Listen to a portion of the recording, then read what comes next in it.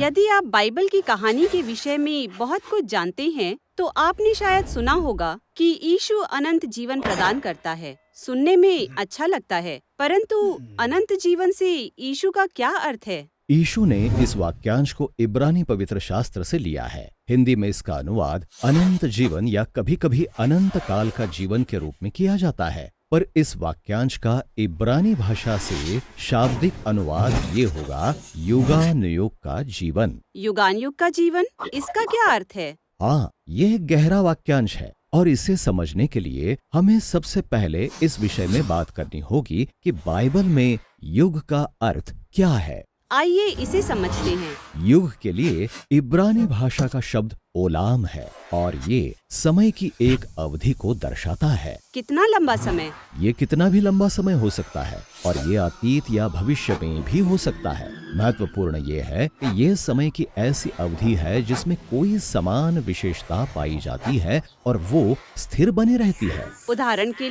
उदाहरण के लिए जैसे मूसा के समय तक अब्राहम और उसके वंशजों का समय, समान विशेषता ये है कि ये मूसा के पूर्वजों का समय है और इसलिए मूसा कह सकता है, प्राचीन काल के दिनों का स्मरण करो, पीढ़ी पीढ़ी के वर्षों और वृद्ध लोगों को। अच्छा। या एक युग छोटा और भविष्य में भी हो सकता है, जैसे शमूएल जो अपना संपूर्ण जीवन मंदिर में सेवा करने में व्यतीत करेगा। उसके समर्पण के दौरान उसकी माँ हन्ना इसे जीवन भर या युग का समय कहती है। इसलिए एक युग समय की वह अवधि होता है जिसमें एक अद्वितीय और स्थिर विशेषता पाई जाती है। बिल्कुल सही। और इस बात पर निर्भर करते हुए विभिन्न प्रकार के युग हो सकते हैं कि आप किस बात पर ध्यान केंद्रित करना चाहते हैं। तुम समझ गए। और इसीलिए कोई व्यक्ति एक ही समय में दो युगों में जी सकता है यदि वे युग समकालीन होते हैं। ठीक है,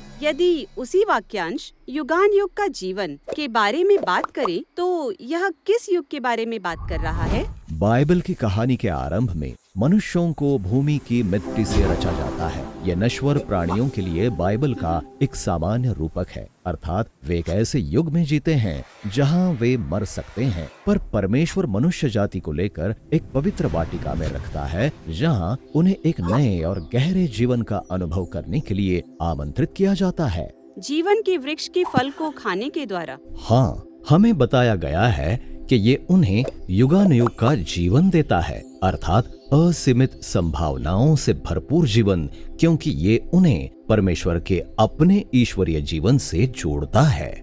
परंतु कहानी एक मोड़ लेती है। युगानुयुग के जीवन को ग्रहण करने के बदले वे भले और बुरे के ज्ञान के वृक्ष के फल को खा लेते हैं। सही कहा। इस वृक्ष में से खा लेने का अर्थ है परमेश्वर के ज्ञान से अलग होकर अपनी शर्तों पर अपने लिए जीवन को हासिल करना। और इस प्रकार वे युगानुयुग के जीवन से निकाल दिए जाते हैं और वे हमेशा की मृत्यु में पहुंच जाते हैं। वे एक दूसरे के साथ दुर्व्यवहार करते हैं। वे वही करते हैं जो उनकी अपनी दृष्टि में उचित होता है और परिस्थितियां हिंसक हो जाती है। बिल्कुल सही। इस प्रकार बाइबल की शेष पूरी कहानी को दो अलग अलग युगों के बीच एक चुनाव के रूप में देखा जा सकता है। हमारी अपनी शर्तों पर जीवन का युग जो मृत्यु तक पहुंचाता है, या परमेश्वर के अपने जीवन का युग। यद्यपि मनुष्य जाति ने परमेश्वर के जीवन को ठुकरा दिया है, फिर भी परमेश्वर प्रतिज्ञा करता है कि वह वापस लौटने का मार्ग खोलेगा।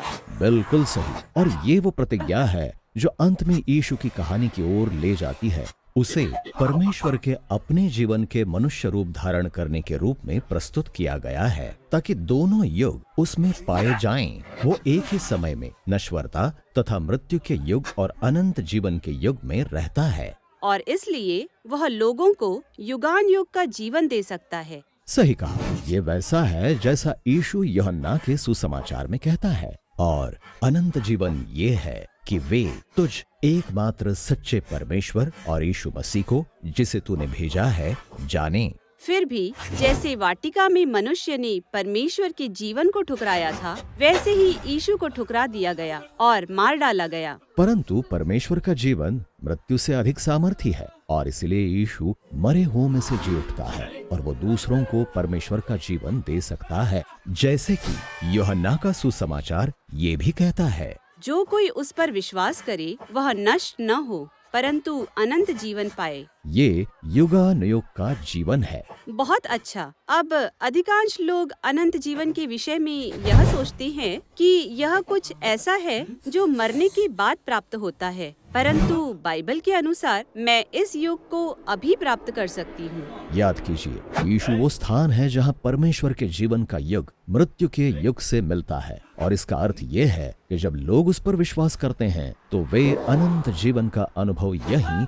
और अभी कर सकते हैं। पर हम अभी मृत्यु के युग में भी जी रहे हैं, तो जब मैं मरूंगी तो क्या होगा? जैसे मृत्यु यीशु में उपस्थित परमेश्वर के अनंत जीवन पर प्रबल नहीं हो पाई, वैसे ही हम शारीरिक रूप से मरने के बाद भी परमेश्वर में जीवित रह सकते हैं। बाइबल में से मसीह के साथ होना कहा जाता है, और इसके विषय में अधिक बात नहीं की जाती है, क्योंकि बाइबल की संपूर्ण कहानी इस प्रकार से समाप्त नहीं होती है। बाइबल का केंद्र यह है कि जीवन का युग पूरी तरह से मृत्यु के युग पर विजय प्राप्त कर लेगा, और जो यीशु के साथ हैं वे परमेश्वर के अनंत जीवन में सहभागी होने के लिए फिर से रचे जाएंगे। एक ऐसा संसार जहां मृत्यु के युग के पास फिर कोई शक्ति नहीं होगी।